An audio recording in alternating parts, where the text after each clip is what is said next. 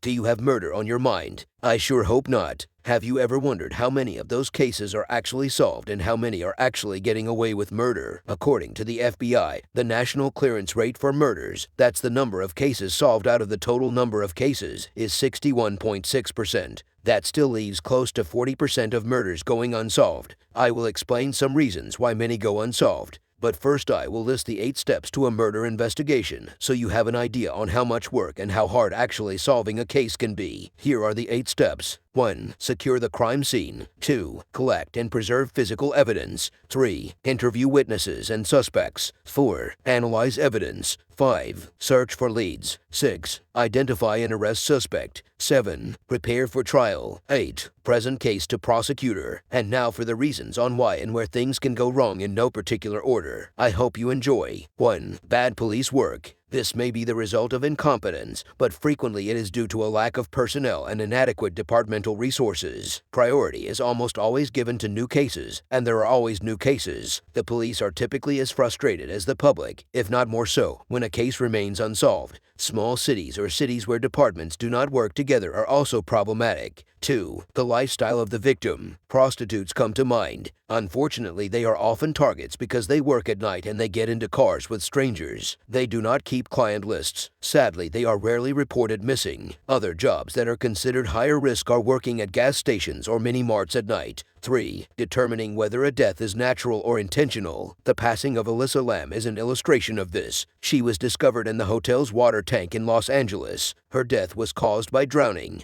But how did she enter the water tank? Her clothing was discovered floating in the tank alongside her naked body. The tank was secured and positioned with concrete blocks. The cause of death was initially ruled accidental, then undetermined, and finally accidental again. Nobody knows whether she was murdered or experiencing a psychotic episode due to her bipolar disorder. If she was murdered, the perpetrator escaped justice because the death was deemed accidental. 4. Lack of a motive. If nothing is missing, there was no sexual assault marks on the victim, and if they were strangers it will be harder to even find suspects. 5. Lack of a body. No body, no crime. Even with a confession, it is typically impossible to prove a murder in the absence of a body. How do we know if Tom's wife goes missing that she did not run off with the man she met at Starbucks earlier in the week? Perhaps Tom murdered her, and the police believe he did it, but without probable cause to obtain a warrant, the discovery of evidence, and the thorough cleaning of the crime scene, there is little evidence that she is dead, let alone that he murdered her. 6. If DNA is present, it must still be matched to an individual. If they are not in the DNA database, the DNA is useless until it can be compared to someone. If there is no suspect who is actually guilty, the crime may never be solved. 7. Money. The rich can afford high-priced attorneys who can obstruct investigations